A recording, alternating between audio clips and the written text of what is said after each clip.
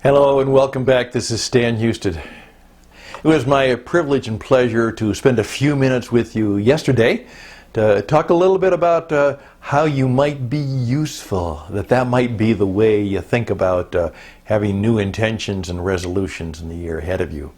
Then I promised that I was going to make some predictions. And some of you are probably wondering what those predictions are. Well, I'm not too stupid.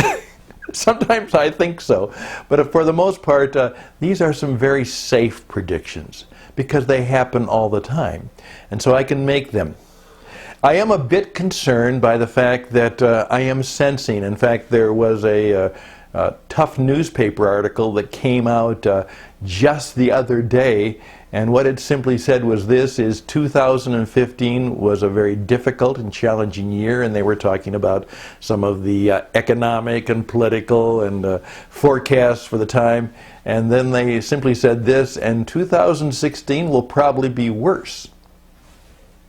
Now, that certainly isn't hope and change and optimism, but it was one of the predictions that was out there that this will be, in whatever area of life that we have to make our living in and build our careers in, that it will be a tough year, it will be a challenging year, that a number of things that are on the forecast that people are forecasting will be somewhat difficult. Well, I can guarantee you all of us will have some difficulties next year, perhaps some profound difficulties.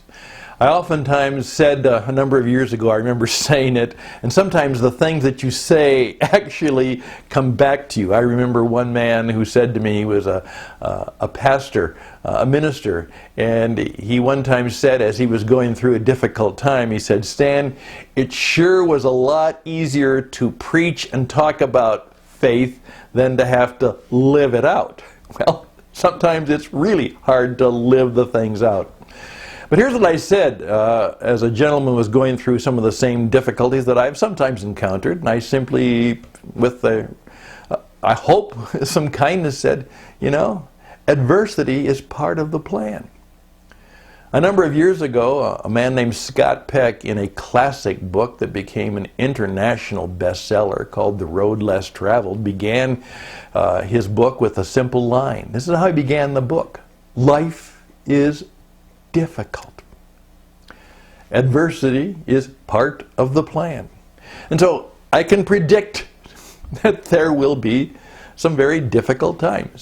I also can predict to you that if you are fully aware, you will probably find within the adversity that there's probably some kind of opportunity. One of my mentors has really pushed me hard, and he's simply saying this. He says, you know what? What you need to do is understand that your job, Stan, is simply to become more aware of things.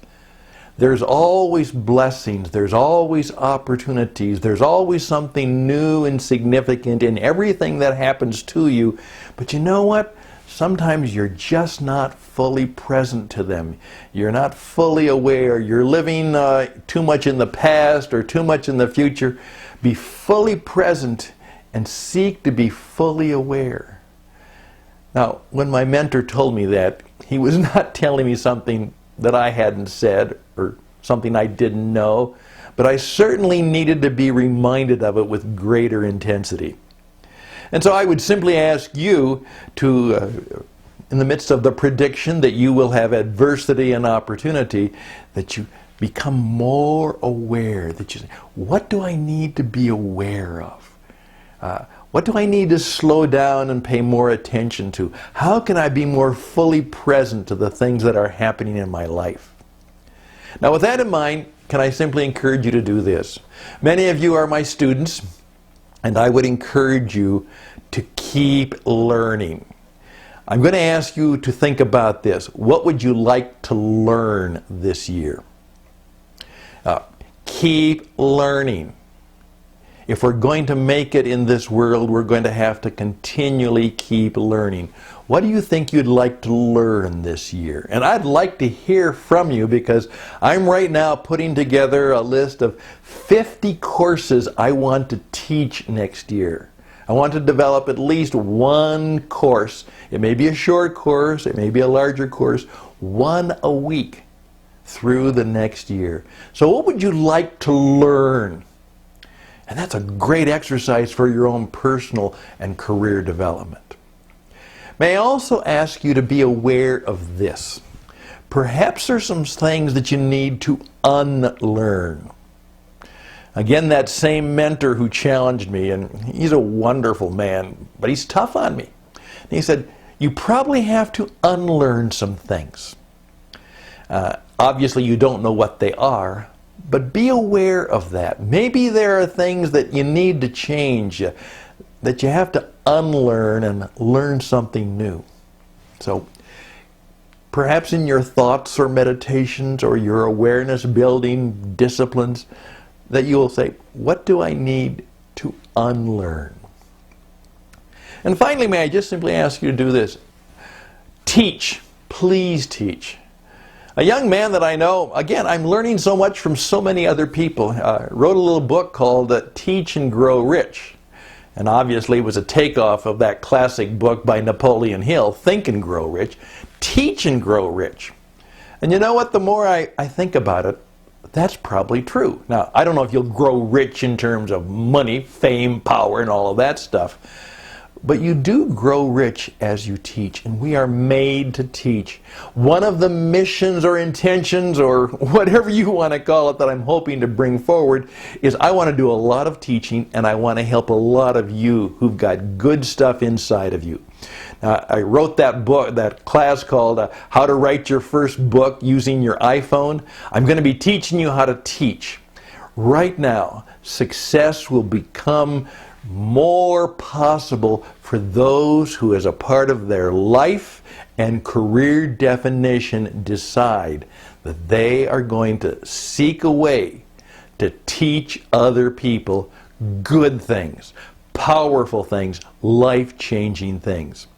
I guarantee you, every last one of you has something you could teach somebody.